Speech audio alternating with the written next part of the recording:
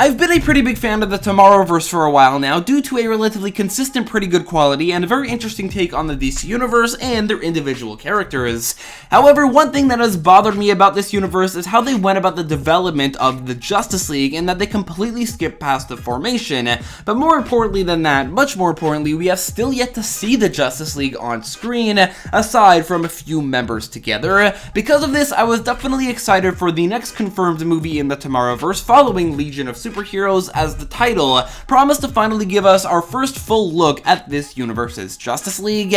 That movie was Justice League Warworld, which ended up being a very different movie from what I expected, as not only would I not really call it a Justice League movie, but it also may just be the worst movie in the Tomorrowverse. This video will be my review of Justice League Warworld, which I don't think is very good. So right off the bat, before we get into the actual review, I think it'd be appropriate to talk about the title, as again, I don't think this is a Justice League movie. Rather, Justice League Warworld is a Trinity movie, while also including Martian Manhunter at the end, but even that is only in like the last 20 minutes. Now, I understand that this is entirely a branding thing. DC has not established the Trinity as a brand name in their own right. There's never been a movie or a TV show, anything beyond the comic, called Trinity, and putting all three heroes in the title would be far too long. Putting just Superman / Batman, like the previous Trinity movie from like 15 years ago, that would just be as dishonest as Justice League, leaving Justice League as the only real possibility.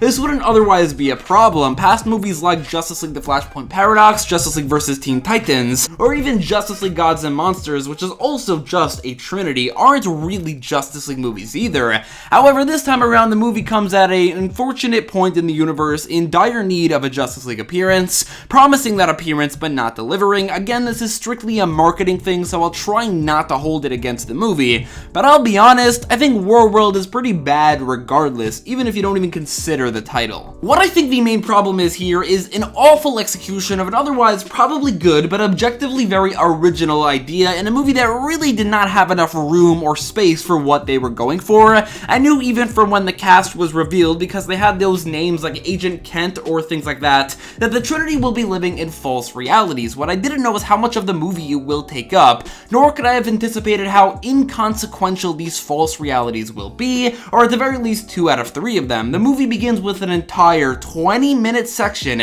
following an amnesiac Wonder Woman living in the Wild West, where we meet some DC characters like Batlash and Jonah Hex, and none of it matters. Jonah Hex does follow the Tomorrowverse tradition of turning heroes into villains like Aquaman, Hal Jordan, and Mon-El, but as we would later learn as the film continues, this entire section of the movie doesn't matter at all. It doesn't accomplish anything aside from showing a period piece Wonder Woman in action for 20 minutes, which just so happens to be something we've seen before in animation in Justice League Unlimited, the same time period we've seen this before, and introduces both Jonah Hex and Batlash, who are very obviously one-off characters. Diana doesn't learn anything about herself from this section, and neither of the other members of the Trinity appear. Looking back, I'm absolutely baffled by the structure of this movie. Literally an entire 20 minutes out of 90 can be just cut out from the beginning, and it doesn't change anything. Diana could just debut in the Batman section. She could just debut in the Superman section. This would be easier to excuse if this was at least entertaining, but it was easily the least entertaining and most boring part of the movie. Even Jonah Hex being a villain, I mean, the whole thing about him is that he looks like a villain, but he isn't. Now he's just a generic, scarred villain. Truly an awful start, and it only really got mildly better. The Batman, or Bruce Wayne section, because he immediately takes off his mask, making himself look less interesting, is only better because of the setting being slightly more interesting, and the DC character it introduced, Warlord, being far more entertaining, as his rapport with Bruce was fun to watch, and he was pretty badass. However, any goodwill I had for this section also completely left the chat by the end of the movie, when I realized that this 25-minute chunk this time around, which followed a 20-minute chunk of a 90-minute movie, also does not matter. Bruce doesn't learn anything about himself. All the characters introduced are one-offs and are killed off at the end, and are attempted to be used as a way to prevent the heroes from destroying Warworld, but that mattered so little to Martian Manhunter that its importance is relegated to a single line of dialogue. Diana and Bruce do meet, but they don't even acknowledge this meeting later on, so it doesn't matter. They could have met in the Superman section. They could have been introduced there. I'm genuinely serious when I say you can start this movie at the 47.5-minute mark, over halfway through the movie, and you'd miss out on almost nothing important. The Superman or Agent Kent part of the movie, which is the shortest chunk of the three, is the first point where the plot moves along and anything at all matters. The movie can start right there and the story would be the exact same, relegating the first 47 minutes of this movie to pointless fluff that really could have been used for something better, as by the point we arrive at the actual plot, there isn't nearly enough time to resolve it. It's mind-boggling the way they structured this movie. It makes no sense, and because of that, this movie completely failed. All that being said, they began to get going in the 1950s alien horror movie setting, which is a setting that fit really well with the mystery of where Clark, Bruce, and Diana are, as on one hand it's this horror-based alien mystery coinciding with, on the other hand, the central mystery of the movie, which again, really should have just started here. We're introduced to this universe's versions of Agent Faraday, Snapper Carr, and I assume Lana Lang's grandparents, or at least stolen from their own time, cloned versions of these characters who do die in the end, and we'll never see them again. None of these characters are as interesting as the likes of a Warlord or even Jonah Hex, so that's maybe one part of this section of the movie that's even worse than the Batman or Wonder Woman parts, although it's made up for by the fact that all three members of the Trinity are there. Still, when it comes to the general concept they were going for of putting the Trinity into fake realities where they have amnesia, this part, which focuses on Superman but does feature all three Trinity members, is the only part that works and is the only part that matters. What was clear to me at this point while watching is that this idea was already completely fumbled, and there's absolutely no way they can redeem this movie with the remaining limited screen time, and yeah, I was absolutely right. Nothing, or basically nothing, that I thought should happen actually ended up happening in this final act. For one, what was truly frustrating is that the Trinity never fully regained their memories, even into the final scene.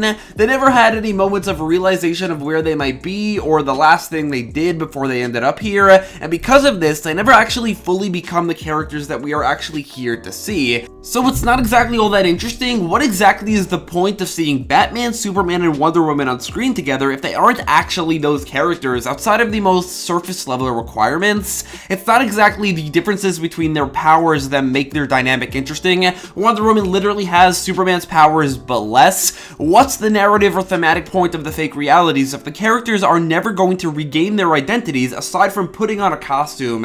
It just doesn't make any sense. Now, Wonder Woman does have one moment where she recognizes Superman, but then she actually says that this Superman is younger than her own, which seems to confirm to me, alongside the Warworld being able to travel the multiverse, that this is not the debut of Earth 1 Wonder Woman, and despite the costume, it's the return of Earth 2 Wonder Woman from Justice Society World War II, which on one hand was a cool reveal, but on the other hand, they never actually further acknowledge it, and it does leave Earth 1 Wonder Woman to still not have appeared, and probably will debut in Justice League Crisis on Infinite Earths, hopefully with a completely different costume and a completely separate design. Another thing I really did not like about Justice League Warworld, as if there needs to be more, is everything and anything that has to do with Warworld, from the whole Martian connection, which was very poorly explained and confusing, to the fact that we literally only ever see like 2 rooms that comes off more like a generic alien spaceship than what Warworld is, to this awfully designed, unthreatening, boring version of Mongol, who's an empty void of a villain.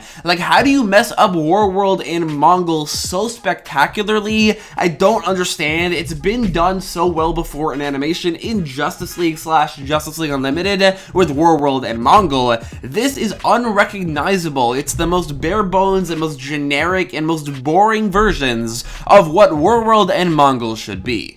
Now, what pushes this closer to actually being a Justice League movie and not just a Trinity movie is the inclusion of Martian Manhunter, a fourth member of the Justice League, whose role in this movie was confusing, to put it lightly. It seems to have been explained that he's being forced to put the Trinity into false realities through his Martian powers, but then it's revealed that the worlds they were in are actual real, like, Westworld style worlds with clones of historical characters. And then he gets his ass kicked by Lobo and doesn't fight back against Mongol, but then later takes on Mongol one-on-one and seems to have won very easily while also controlling someone else. Jean does a lot of expositioning, and basically all of it is really fast and confusing and not satisfactory. Included in this is the entire connection between the Martians and Warworld, and the whole explanation of how the key to Warworld is hidden inside the DNA of a green and a white Martian, which for some reason also destroys it.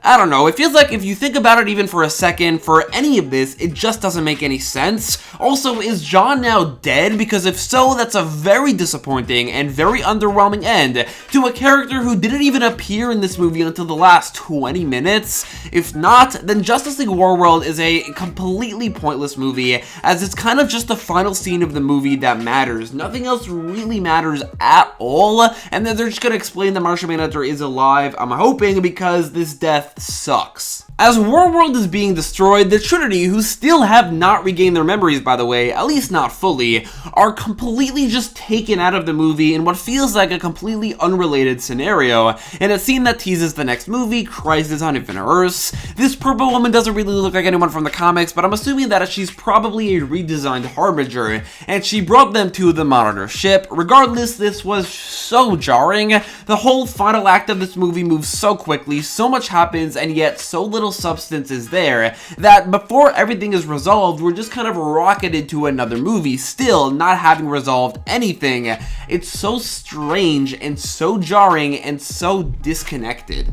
I'm being very negative here, and it's definitely deserved, but I do think there is still some good that you could get out of Justice League Warworld. Basically, if you look at the separate sections of the movie, not as a part of one central narrative, but as a Wonder Woman short, followed by a Batman short, followed by a Trinity short, then yeah, I guess you could have fun with it. Batman's part especially is pretty interesting, with a lot of interesting characters, as Warlord especially is pretty badass. On top of that, the animation is pretty decent throughout, the action is never incredible, but it's never awful either.